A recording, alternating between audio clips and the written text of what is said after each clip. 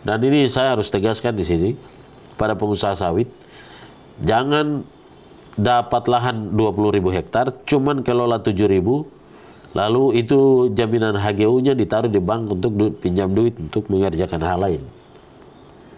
Ini skema mafia, tidak boleh. Kalau ambil 10.000, ya 10.000 itu dikelola. Oke. Tapi itu dengan menghormati lingkungan.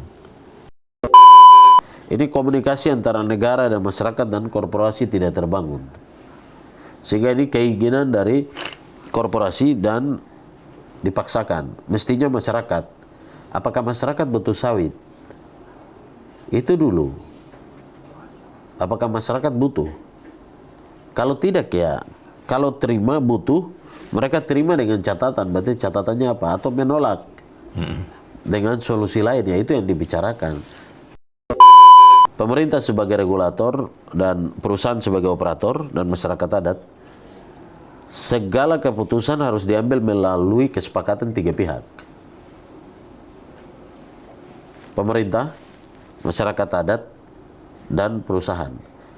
Kesepakatan yang saya maksudkan, keputusan itu bukan dalam tanda petik, dioperasikan untuk, dikondisikan untuk menyetujui, bukan begitu.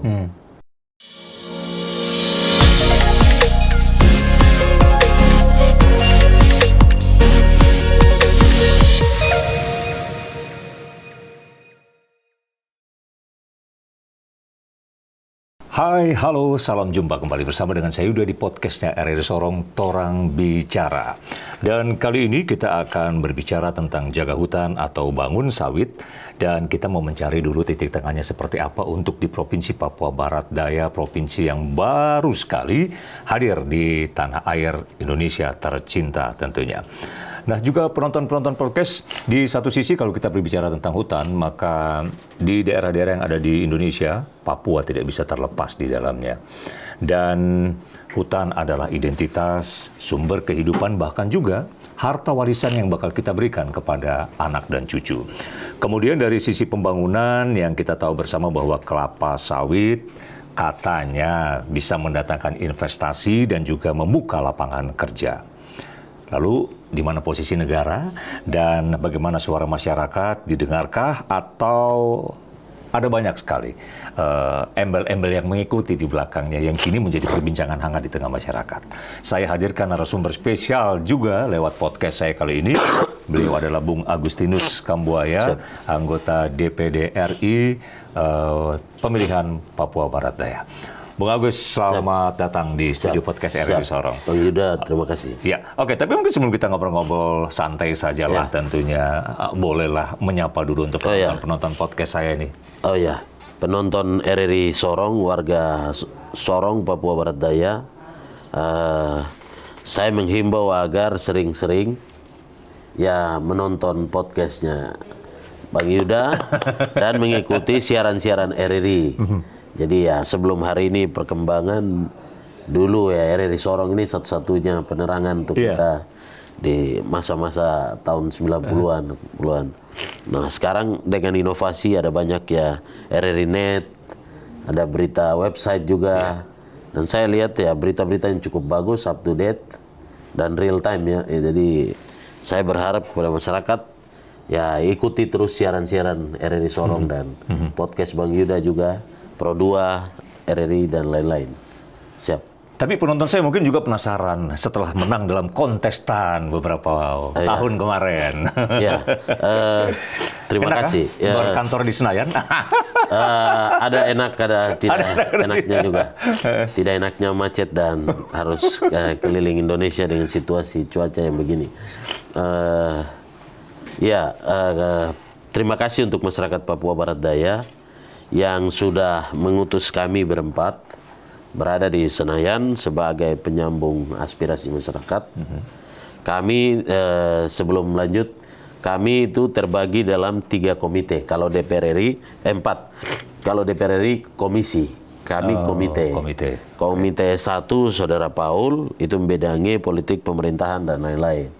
Saya komite 2 kebetulan berhubungan dengan tema ini, yaitu berhubungan dengan lingkungan hidup, kehutanan, pertambangan, sumber daya mineral, kepeuan, perhubungan.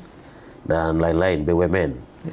Nah, lalu Komite 3 Pak Haji Hartono di urusan pendidikan, kesehatan, dan lain-lain. Lalu Komite 4 saudara kita Pak Mambe membidangi keuangan, itu Kementerian Keuangan dan lain-lain. Jadi itu. Di kami di sana dengan tugas pokok dan fungsi di kelembagaan terbagi ke alat kerja yang ada.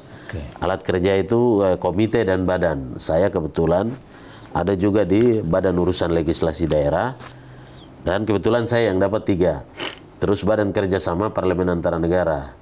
Itu sebabnya ya beberapa waktu bisa lihat ya harus bertemu-temu kedutaan, utusan negara lain seperti itu. Itu. Oke. Dengan topik seperti ini, kemudian juga tadi Bung Agus sempat menjelaskan sedikitlah tupoksi berada di sana, berjumpa dengan negara-negara lain tentunya. Saya ingin tahu dulu, speak berjumpa dengan orang-orang luar ini tentunya. Oh ya,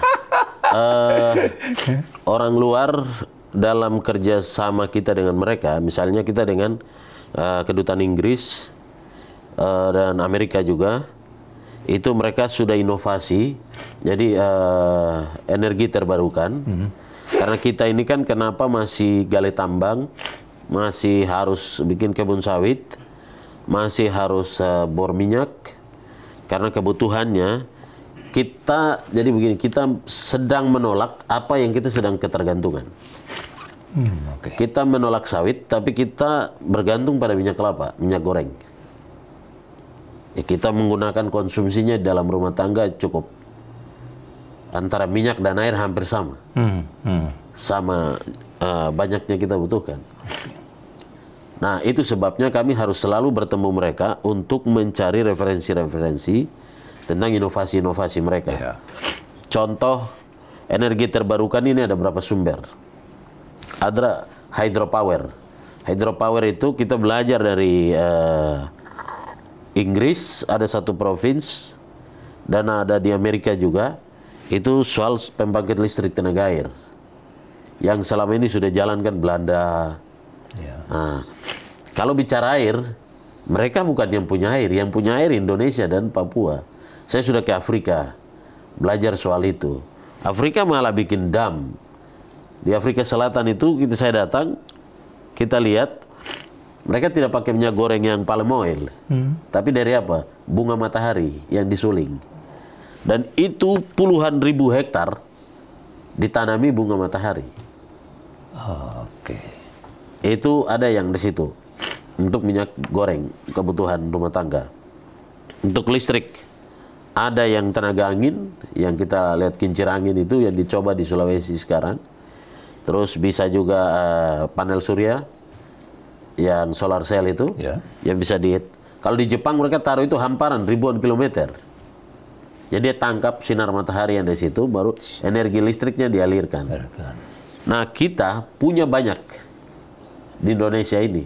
Ngapain kita mau jual yang ada di perut bumi?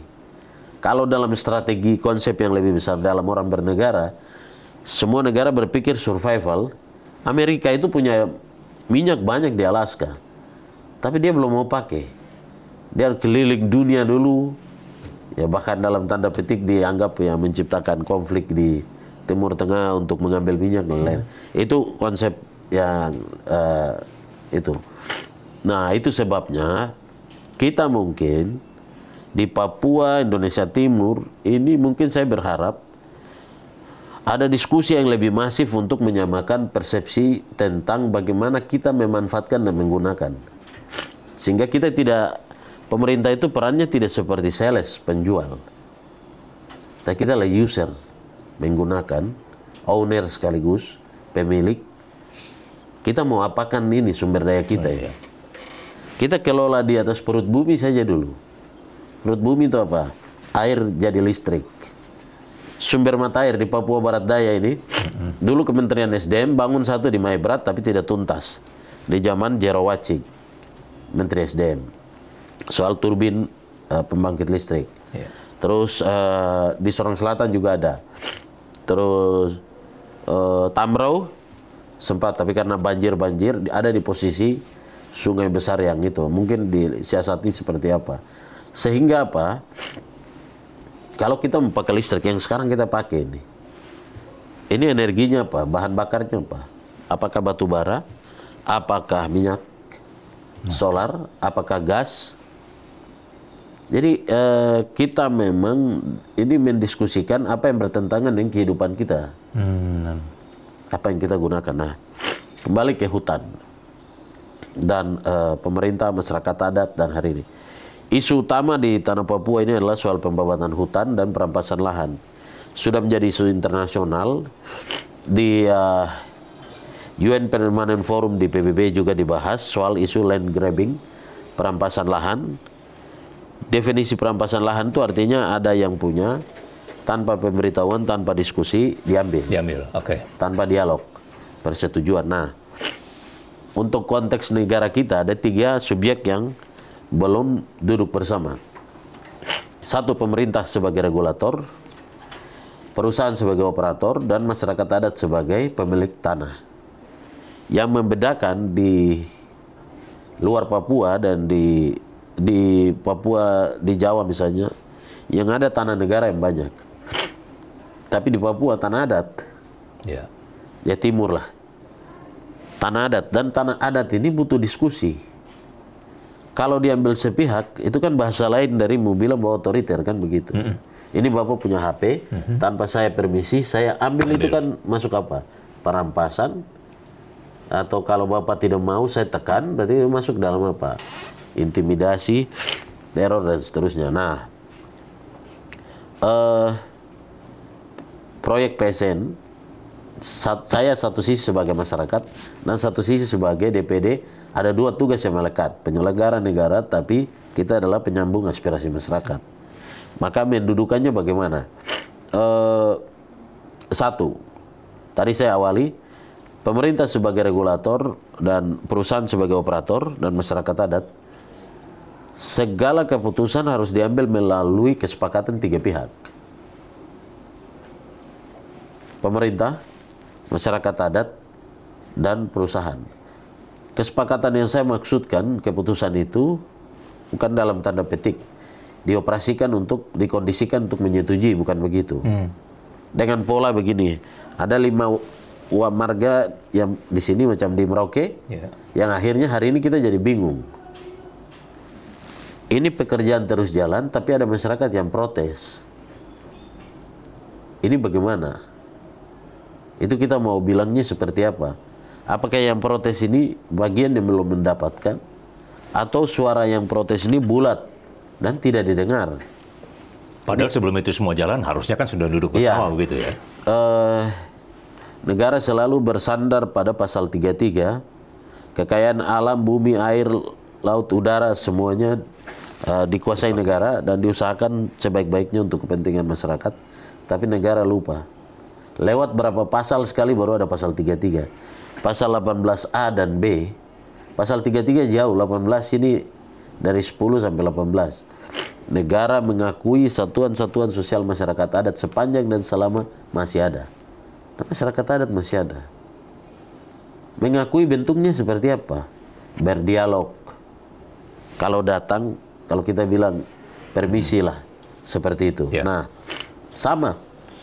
Apa yang terjadi minggu ini di Konda, Weresar, Bariat, dan sekitarnya yang hari ini kita ikuti viral. Atau konflik di Kabupaten Sorong. Soal sawit juga. Nah, saya menegaskan bahwa pada prinsipnya masyarakat tidak pada posisi salah. Karena pola pendekatan dari pihak pemerintah dan swasta lah yang jadi pola pendekatan yang keliru itu bisa menciptakan konflik sosial. Contoh begini, Pak Yuda dan saya sama-sama punya kepemilikan. Tapi saya tahu dan mendapatkan informasi bahwa yang punya hak milik ini, tapi saya cuma mendatangi 1 orang. Itu namanya saya menciptakan konflik. Konflik manajemen yang diciptakan sendiri dari sebuah kebijakan pemerintah. Itu kalau di luar negeri ada namanya citizen law suite, kebijakan bisa dituntut dan digugat, dan keputusannya merugikan warga negara. Itu. Nah, kembali ke untuk kepentingan kita Papua, kita ini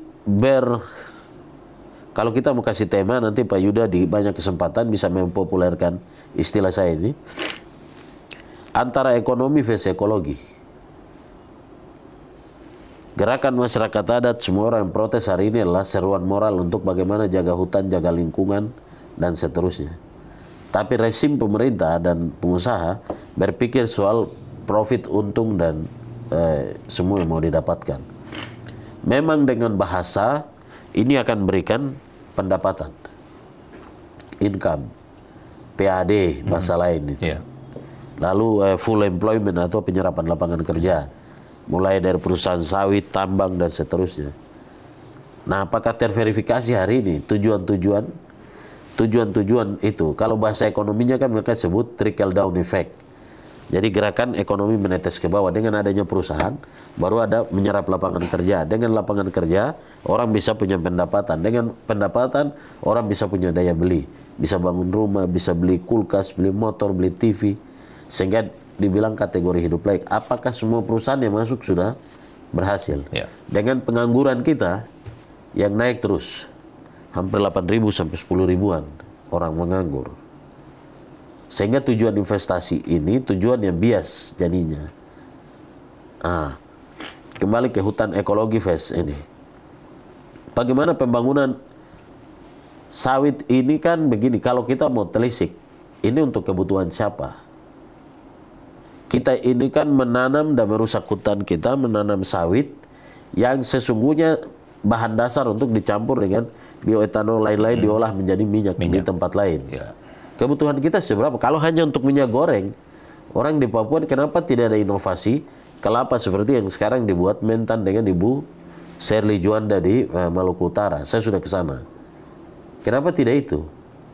Karena tingkat kebutuhan yang masif. Soal minyak sawit ini orang di Papua tidak terlalu juga. Tapi kenapa ini begitu masif? Ini kan begini, kepentingan konsumen di pasar lain, di pasar Eropa, pasar ekspor, lalu menjadikan tempat kita yang korban. Ini kan tidak boleh juga.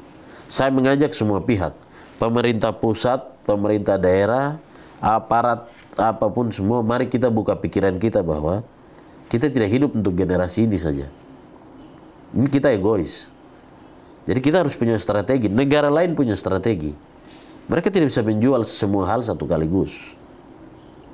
Ada yang dipakai dulu. Jadi ibaratnya kalau kita makan ini, mana yang kita ini dulu, begitu. Tapi Bung Agus, sebelum akhirnya Papua menjadi tempat atau keinginan bahwa dibikin sawit di sini, kan pasti sudah ada penelitian, kriteria-kriteria. Dari Sabang sampai Merauke kan ada, mungkin dari sisi tanahnya cocok atau apa dan lain sebagainya. Isu-isu sebelumnya itu, Sustainable Palm Oil, sawit berkelanjutan, itu melihat bahwa dari sisi keadilan ada konsep mereka mengusung petani plasma, melibatkan masyarakat dalam areal sawit, supaya sama-sama untung. Ini perusahaan, ini punya masyarakat atau diberikan sebagian lahan untuk dikelola. Faktanya, saya kemarin dari Klasop, banyak masyarakat yang punya kebun mandiri panen buah sawit tidak bisa dijual ke perusahaan. Karena perusahaan punya speknya sendiri katanya. Karena katanya itu. Saya sudah konfirmasi ke Dinas Pertanian di Kabupaten Sorong. Katanya itu yang usia 15 tahun. Mereka butuh yang segar, tandem segar dari jenis yang baru ditanam. Nah ini saja kita sudah tidak bisa cari solusi. Terus kalau di atas 15 tahun tidak bisa digunakan apa? Mereka bilang harus peremajaan, tebang dan tanam lagi. Dan itu butuh waktu. Tanam sawit ini kan beda dengan tanam sayur bayam. Butuh tahun, ini kan tanaman jangka panjang, monokultur. Kembali ke kenapa Papua. Protes masyarakat ini kan, dan teman-teman LSM dan banyak hal, itu karena melihat kejadian yang ada di Kalimantan dan Sumatera. Seperti bencana hari ini di Sumatera. Bagian kawasan konservasi lindung yang dikeluarkan, arealnya untuk diberikan. Nah ini masih kalau bicara sawit, banyak yang terlibat di dalamnya. Artinya banyak kewenangan. Agraria, ATER, agraria dan tata ruang. Yang masuk dalam RT/RW provinsi.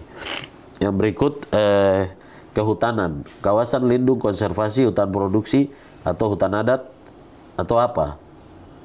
Nah, ini harus clear statusnya. Supaya jangan kemudian ini kawasan ditetapkan konservasi, lindung, adat, produksi, adat, ditarik lalu diberikan untuk perkebunan. Nah, kita lihat yang hari ini terjadi di Sorong Selatan. Masyarakat yang protes itu kan mereka bilang ya itu areal yang tersisa untuk kami berburu, meramu, bisa hidup dari situ. Penyangga juga untuk supaya ada air. Nah, tapi oleh HGU, Hak Guna Usaha Lahan, udah dikeluarkan kawasan ini masuk dalam areal. Nah, bagaimana ini kawasan antara yang punya belum melepaskan tapi sudah menjadi milik sesuatu perusahaan. Ini yang kita sebut sebagai ini yang di dalam seruan di internasional mereka sebut land grabbing in Papua, itu perampasan lahan. Konsep perampasan lahan itu karena tidak ada dialog antara pemilik dan pengguna, pemilik dan pemakai, dan mediator regulator, dan langsung diserta-merta diambil. Ya, itu yang dianggap perampasan lahan. Nah, inovasi-inovasi apa yang perlu kita ini? Sekarang ada skema namanya carbon trading, RBP Red Plus. Nah, kita jaga hutan, kita menyumbang terhadap karbon, berarti kan kita harus dapat kompensasi. Tapi yang terbalik itu yang kami suarakan di DPD melalui tugas saya. Kalimantan itu mereka babat hutan.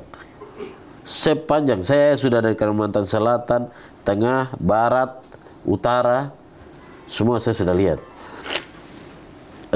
Mau lihat kubangan tambang kah, mau lihat hamparan lahan sawit kah, sudah tidak. Pengalaman itulah yang membuat di Papua ini banyak orang protes. Banyak perusahaan mengangkat kaki dari sini pergi tanpa bertanggung jawab terhadap pemulihan lingkungan.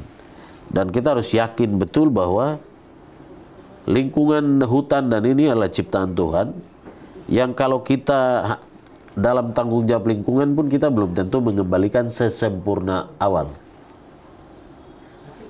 Ini yang ciptaan sudah seperti ini, kita yang menggunakan, merusak, kita reklamasi, reboisasi, paling itu upaya kita. Tapi mengembalikan sempurna tidak bisa. Kita harus akui itu, keterbatasan kita. Sebegitu burukkah dampak dari kelapa sawit ini setelah tidak bisa direklamasi dengan baik lagi begitu, Bung Abi? Sawit ini begini, kenapa banyak orang protes? Karena dia adalah tanaman monokultur. Menurut penelitian, satu pohon sawit itu membutuhkan 15 liter air per pohon. Artinya kalau tanam 1000 pohon, maka air di wilayah situ, kalau ada pemukiman di situ, bor sumur tidak bisa.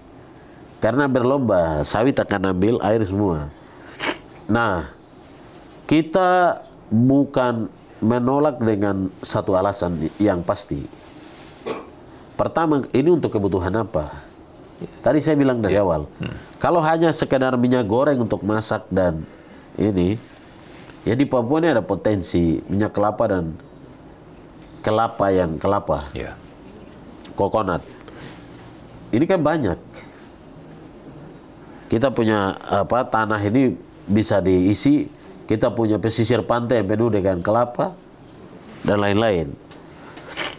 Sawit ini kan tanaman monokultur yang hanya dia sendiri yang tumbuh, tidak boleh ada tanaman lain, kan begitu.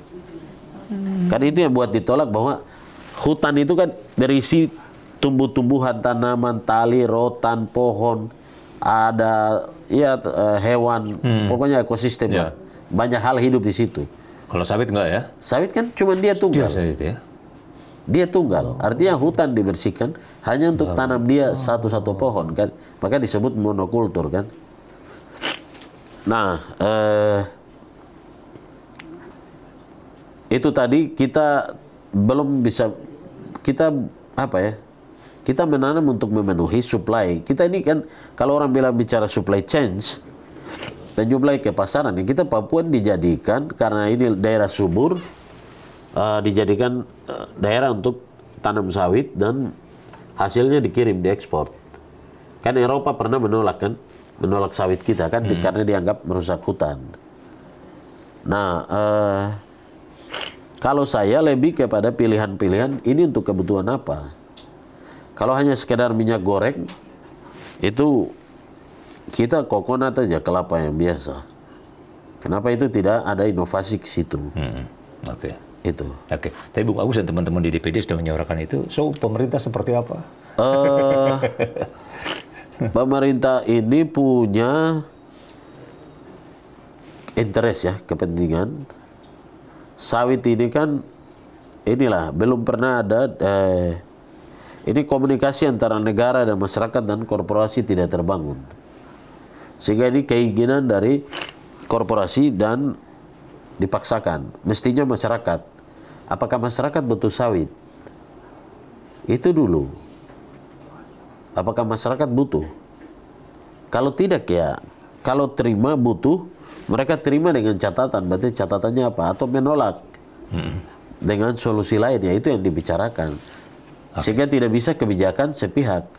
Kami terus menyuarakan, tapi kenapa ini terus semakin kita tolak, semakin banyak LSM, semakin banyak masyarakat adat. Jadi begini Pak Yuda, saya berharap podcast ini viral dan bisa ditonton banyak orang untuk mendudukan begini.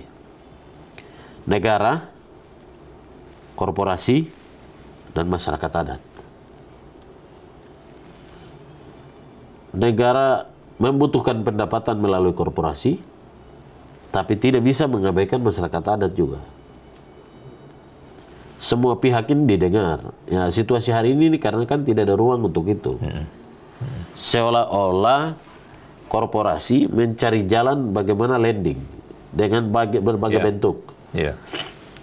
Mendatangi marga, tidak melalui musyawarah, minta beberapa orang memberikan legitimasi, pembebasan lahan, alas hak, kan itu. Memang betul banyak pengusaha bahwa urusan kepemilikan kan bukan urusan kami. Kami tahu urusan selesai di masyarakat adat. Lalu kami hanya berhubungan, itu tidak ada masalah. Kalau begitu pemerintah lah yang mendorong fasilitasi musyawarah-musyawarah masyarakat adat untuk setiap agenda pembangunan, entah itu perusahaan sawit atau yang lainnya, masyarakat adat bermusyawarah, kita terima atau tolak, sehingga ketika barang itu turun tidak menjadi masalah seperti hari ini. Intinya kembalikan dudukan antara masyarakat pemilik hak, pemerintah, dan nanti swasta. Memang betul. Saya diskusi dengan banyak pihak, kenapa investor di Indonesia ini cukup pusing dan melarikan banyak modal, terkecuali sawit saja yang terus ngotot masuk. Itu karena peran pemerintah bersama masyarakat menjadi jembatan kepada masyarakat yang kurang. Kalau masyarakat itu ribut, maka harus difasilitasi. Bukan diperhadapkan dengan aparat kita, jangan.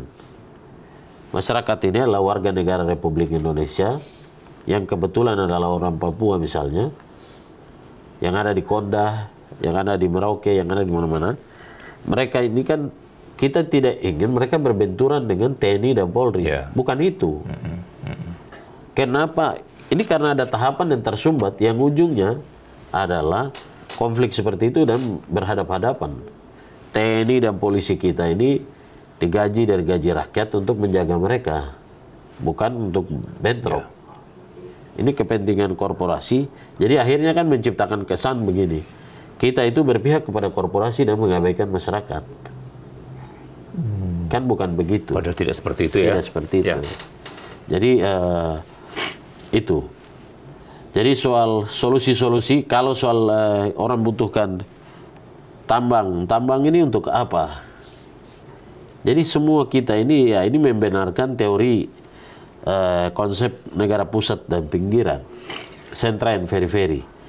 Orang sentra itu mereka yang punya teknologi, punya modal, punya pengetahuan, dan periferi daerah pinggiran adalah daerah penghasil, ambil hasil dari sini, pergi olah, jadi barang dan dijual kembali ke kita sebagai konsumen atau pasar. Nah, tidak seperti itu.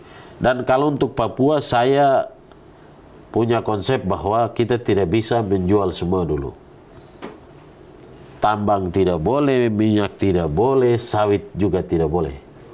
Kita pakai, ya kita seperti doa Bapak kami sudah. Makanan kami yang secukupnya.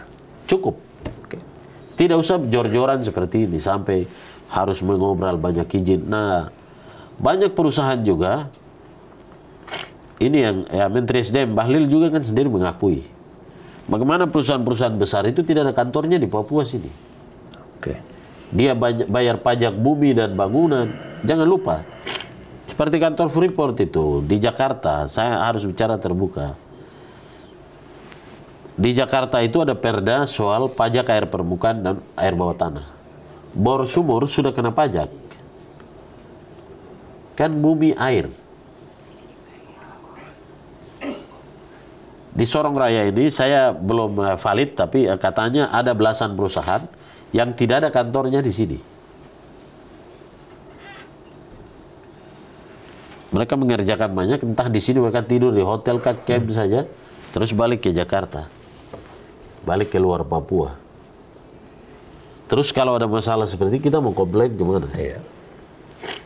Kalau ada konflik perburuhan, buruh yang dipecat, kita mau mengadu kemana? Kalau ada limbah, kita mau mengadu kemana? Terus pemerintah mau tarik ini seperti apa? Jadi ini juga saya minta kepada Dinas Perindustrian, Perdagangan, dan lain-lain untuk tertibkan ini.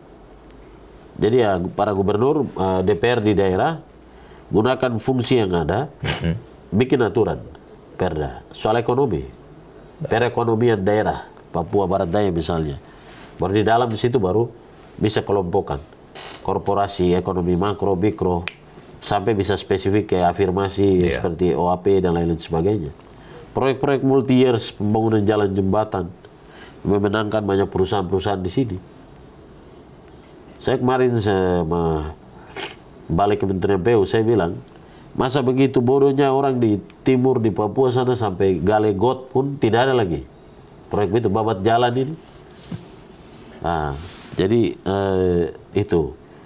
Sehingga mereka, jadi begini, strategi, teorinya kan begini, strategi investasi itu, ini mereka punya modal, punya teknologi, punya uang. Kita punya kekayaan. Bertemu dalam kerjasama yang namanya investasi. Tanam modal untuk batas waktu tertentu, baru kita melakukan yang namanya alih modal, alih teknologi, dan alih pengetahuan. Seperti Freeport. Puluhan tahun kemudian baru dirasa bahwa ada orang Indonesia sudah mampu untuk mengelola sebagian dari saham itu dengan teknologinya, dengan pengetahuannya, dengan anggarannya. Maka muncullah Inalum yang sekarang, yang katanya 50% saham dikuasai Indonesia. Apakah real time-nya begitu ataukah tidak, kan kita tidak tahu. Tapi bahwa itulah mimpi. Tidak ada orang yang mau bekerja sama terus. Itu kan bukan kerjasama, namanya ketergantungan. Saya udah ke Jepang, sudah kemana-mana. Mereka membutuhkan investasi hanya untuk berapa waktu, jangka waktu. Menuntut mereka untuk kemudian mereka lepas dari itu, kemandirian. Dari penjelasan Bung Agus, kalau dilihat sesuai apa prosedurnya, kok kayaknya bagus ya. Tapi pelaksanaan di lapangan? Iya, ideal. Ideal ya kalau dilihat, selalu didengar. Secara teoritis, idealnya soal investasi itu kan strategi untuk melahirkan itu tadi, trickle down effect secara ekonomi. Gerakan menetes ke bawah. Menetes ke samping adalah berikan PAD kepada pemerintah. Menetes ke bawah adalah menyerap lapangan kerja. Lalu ada aktivitas bisnis, mobilitas di situ. Ada penduduk, ada orang di situ. Tapi kan tidak begitu. Ada perusahaan bawa karyawan dari luar. Lalu kemudian dibangunkan camp. Mereka tinggal di situ dalam rangka efisiensi dan lain-lain. Terus pendapatan, persoalan-persoalan kontrak perburuhan ini juga banyak. Saya dari Klasop, perusahaan sawit, ya banyak juga diberhentikan tanpa pesangon yang jelas, tanpa santunan. Terus itu, jadi mimpi indah, mimpi indah di DDK, desain untuk investasi kan, seperti itu. Real time-nya kan tidak ada. Tapi bagus ya akhirnya dengan isu bahwa akan dibangun kelapa sawit yang besar-besaran di Papua, muncul semua persoalan ini kembali kita geber lagi berarti. Sederhananya begini, Sorong ini hampir 16 kampus, wisudawan mungkin 1 tahun bisa 5.000 lah. Nah, perusahaan yang masuk di sini jumlahnya berapa? Iya, bisa dihitung ya. Pakai logika sederhana saja, apakah perusahaan-perusahaan ini terbuka diri melakukan job fair ke kampus-kampus, Iya. menerima agar tidak ada pengangguran di sini. Semua orang tunggu ikut tes PNS. Ini kepada Dinas Ketenagakerjaan juga, Perindustrian dan Perdagangan, panggil semua perusahaan-perusahaan. Jadi buka loker, lowongan kerja, itu dilakukan publikasi. Info loker itu diumumkan di seluruh Sorong Raya ini. Hentikan bawa karyawan dari luar dulu. Jadi orang-orang ini, anak-anak mahasiswa yang pulang ini bekerja dulu. Kalau dia tidak bisa, itulah tugas perusahaan untuk memberikan pelatihan. Iya, iya. Saya kasih contoh misalnya petugas perhotelan. Kalau dia sudah 6 bulan, wajib seperti bank, harus diberikan pendidikan peningkatan kapasitas. Jadi mereka dipelatihkan, dikursus, dan macam-macam. Supaya kita sama-sama membangun daerah ini, menyiapkan orang, generasi muda, dan lain-lain. Selain serap mereka bekerja, berikan mereka pendidikan. Oke. Tidak bisa pola-pola perusahaan yang hanya rekrut karena tujuan ini, 6 bulan kemudian pecat, itu tidak boleh. Jadi ini saya minta kepada pemerintah daerah lakukan pengetatan terhadap yang begini. Oke. Bung Agus, akhirnya hutan tetap dijaga, tapi ekonomi bisa tumbuh. Iya. Harapan itu masih ada nggak sih? Atau harapan ini masih ada. Saya berkeliling di beberapa daerah, saya diskusi. Hari ini kita punya ikan tuna, tapi branded yang dipakai ekspor itu tuna Manado atau Bitung ke Jepang. Padahal ikan tuna ini mainnya tidak pakai kompleks. sapi punya nama susu gitu ya? Bisa jadi ikan tuna dari Raja Ampat yang ditangkap karena katanya dengar kabar kapal dari Sulawesi ke sini itu ibaratnya dia ikut arus turun. Dan itu mudah. Dan banyak perusahaan yang ramah lingkungan, seperti contoh mereka yang bikin keramba apung terbesar.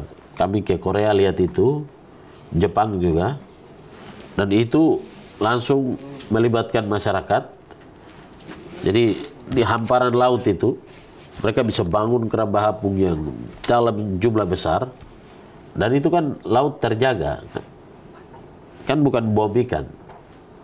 Iya. Ikan kita dapat, laut tetap terjaga, suplai listrik juga bisa dapat dari panel surya yang ditaruh apung di laut itu. Di Jepang kita lihat itu hampir bisa 10 km ditaruh mengapung di atas lautan begitu. Dan itu yang mengalirkan listrik ke rumah-rumah. Model ekonomi seperti itu cocokkah jika dibawa ke Papua? Jadi kita di DPD mengusung konsep green economy. Green demokrasi, green economy. Jadi bahwa setiap keputusan kebijakan diambil harus menghormati lingkungan. Seperti kota, tak ada tata kota. Sekolah pun, RRI ini di depan, kiri kanan bisa ada hari-hari tertentu. Bisa itu, terus soal sampah, pilih sampah, basah, ini, kering. Semua orang bertanggung jawab. Jadi waste management dan zero waste itu soal kesadaran dari rumah. Kita di Jepang kemarin kita lihat, mereka belum punya undang-undang tentang sampah. Tapi apa, itu hanya kesadaran moral biasa. Jadi kita ini negara yang paling rajin bikin undang-undang, dan satupun pasal kita tidak jalankan. Mereka itu main lain ini potong generasi. Kalau kita lihat anak kecil di Jepang itu kalau mau menyeberang jalan, saya bicara begini, mungkin penonton mungkin berpikir, itu kan Jepang. Mereka cerita ke kami bahwa mereka pernah seperti kita. Akhirnya kaisarnya itu yang ambil alih, pemimpinnya untuk mulai. Jadi pernah mereka kumuh sekali, kotor sekali, pernah ada di masa seperti kita. Tapi mereka mengambil keputusan. Dan ternyata keputusannya apa? Bukan perda, bukan undang-undang, tapi apa? Kampanye dari rumah ke rumah, setiap rumah.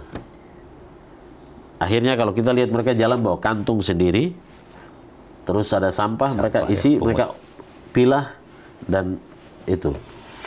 Jadi green demokrasi itu menyangkut soal lingkungan dan kehutanan. Oke. Bagaimana menjaga hutan, menjaga bumi, menjaga kebersihan lingkungan. Kita di sini ya, maaf kata ya, maaf sekali ini. Sesuai Undang-Undang Lingkungan Hidup, oli-oli kotor itu tidak bisa dibuang oleh bengkel ke got-got. Itu tidak boleh. Itu tidak boleh karena membuang zat lain ke itu. Lalu kita di sini sudah ada perda sampah dan lain-lain.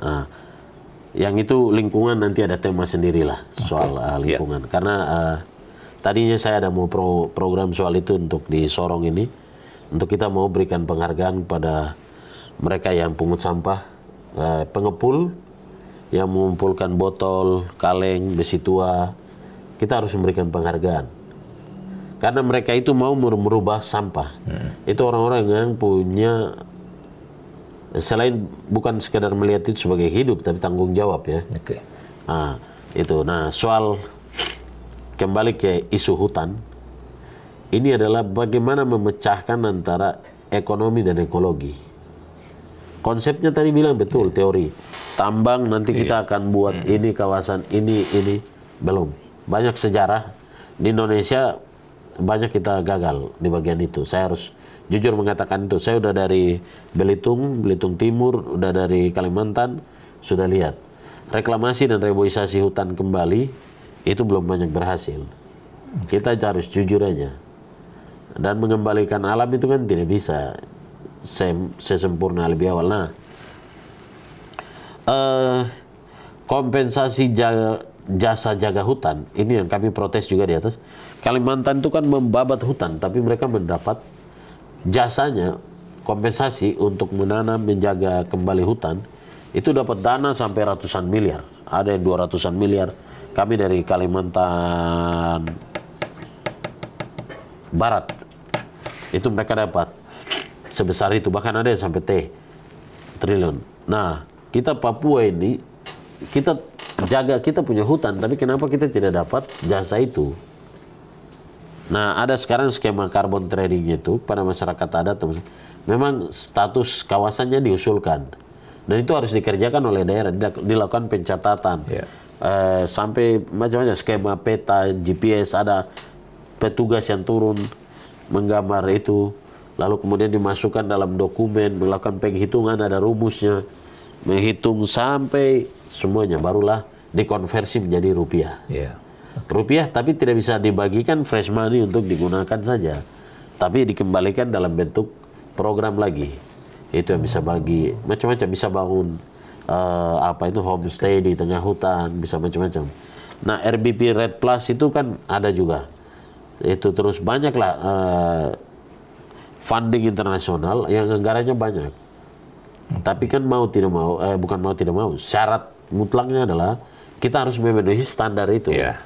Standar mereka yang ketat. Jadi itu. Dan itu. Jadi satu, kita harus berdiskusi soal energi terbarukan. Pembangkit listrik kita ini bukan belum punya Gunung Merapi, bukan belum punya, tidak punya. Kalau yang tempat lain kan panas bumi itu kan salah satunya.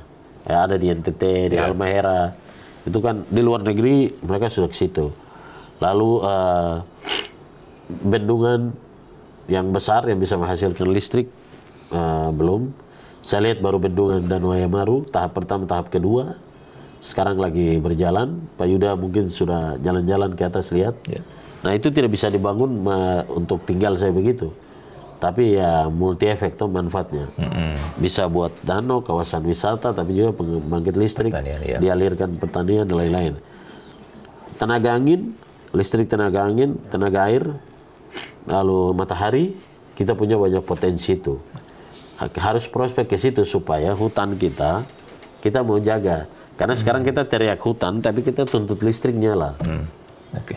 Kita teriak hutan, tapi kita masih mau, kita tolak sawit, tapi kita setiap hari seperti minyak goreng ini sudah sama banyaknya seperti air yang kita butuhkan. Terus kita tolak tambang, tapi menginginkan kita ada pegang HP juga. semuanya itu boleh jalan, semuanya itu bersama-sama, itu bisa ya? Bung Agus ya? Konsep keseimbangan. Konsep keseimbangan tuh begini. Saya bisa ambil 10, tapi saya harus bertanggung jawab kembalikan bisa 4-5. Artinya mereka yang buat tambang ini atau sawit yang sudah terlanjur jalan, tidak bisa setelah tidak lahan tidak produktif lalu mereka pergi. Jangan. Oke, iya. Harus misalnya mereka, saya lihat di Manokwari, di mana itu kan ada traktor beli lagi berdiri. Mereka harus rubuhkan pohon sawit, gali sampai ke akar-akarnya karena akar sawit itu kan sampai ke bawah. Ya. Itu kan merusak tanah. Betul, ya. Nah, terus dipenggal sampai halus dihancurkan, dicacah begitu, baru dimasukkan tanah lagi untuk jadi humus. Nah, peremajaan lahan itu harus dilakukan untuk meninggalkan lahan yang bagus kembali. Sehingga itu. Lalu ada yang terlanjur, ini yang sebelum saya lupa. Sawit masuk itu kan tebang pohon dulu. Pohon ini dijual dulu oleh perusahaan ini. Jadi untung berkali-kali. Dan ini saya harus tegaskan di sini pada pengusaha sawit, jangan dapat lahan 20.000 hektar, cuman kelola 7.000, lalu itu jaminan HGU-nya ditaruh di bank untuk pinjam duit untuk mengerjakan hal lain. Ini skema mafia, tidak boleh. Kalau ambil 10.000, ya 10.000 itu dikelola. Oke. Tapi itu dengan menghormati lingkungan dan melibatkan masyarakat. Pada intinya bahwa segala sesuatu sebelum landing sempurna dan tidak boleh konflik, harus bicara dengan masyarakat. Tadi saya mendudukan 3 pihak. Pemerintah sebagai regulator, korporasi sebagai operator yang menjalankan, masyarakat adat sebagai yang punya milik. 3 pihak bertemu, itu kami tidak akan ribut dan bicara. Pasti aman ya kalau begitu ya. Sampai ribut pasti ada satu poin dari 3 itu yang tidak jalankan dengan benar, ya, Bung Agus ya. Iya, seperti itu. Oke, baiklah. Kepingin lama-lama dalam podcast, tapi memang saya tahu bahwa Bung Agus dengan tugas-tugas DPD yang tidak ringan dan selalu harus memang mendengarkan aspirasi. Kalau toh juga masyarakat setelah menonton ini dan ingin menyampaikan aspirasi mereka yang mungkin Bung Agus belum sampai ke tempat mereka saat ini, kemana mereka harus menyampaikan ini? Kami ada punya relawan seperti itu di Sorsel, di Tambrau, di mana-mana kita punya, sehingga bisa, atau kami punya sosial media yang ada Instagram, ada TikTok, ada Facebook. Ya, Bapak Ibu bisa masuk lewat kanal-kanal itu, memberikan kronologis apapun itu, dan kami akan tindak lanjut. Pasti direspon ya, Bung Agus ya? Pasti direspon. Ada tim kita yang mengurus bagian itu. Seperti itu. Ya, kalau memang kita masyarakat Papua dan Papua tempat kita tinggal menjadi sorotan untuk memajukan perekonomian bangsa, kenapa tidak? Tetapi semuanya harus sesuai dengan koridor yang berlaku seperti yang dijelaskan oleh Bung Agus tadi ya. Kalau kita mau menolak, ada juga suaranya, ada forumnya, kita bisa menyampaikan dan apa keberatan dan lain sebagainya, Bung Agus ya. Apa solusinya? Solusinya apa begitu ya? Kita bisa tolak sawit, kita mau bangun pabrik minyak goreng yang dari minyak kelapa. Seperti Maluku Utara yang saat ini, itu di sini juga. Begitu. Bung Agus, sekali lagi terima kasih banyak. Terima kasih. Sukses untuk tugas-tugasnya. Siap, Bang Yuda. Terima kasih banyak. Masyarakat, ini podcast yang mendidik, mencerahkan, mencerdaskan. Inilah tugas-tugas mencerdaskan kehidupan bangsa. Jadi Bang Yuda dan RRI sangat luar biasa. Terima kasih banyak, Bung Agus ya. Dan penonton podcast Orang Bicara, saya Yuda harus pamit. Terima kasih dan kesempatan. Kita akan ketemu lagi dengan tamu-tamu spesial saya di edisi podcast yang akan datang. Sampai jumpa. Siap.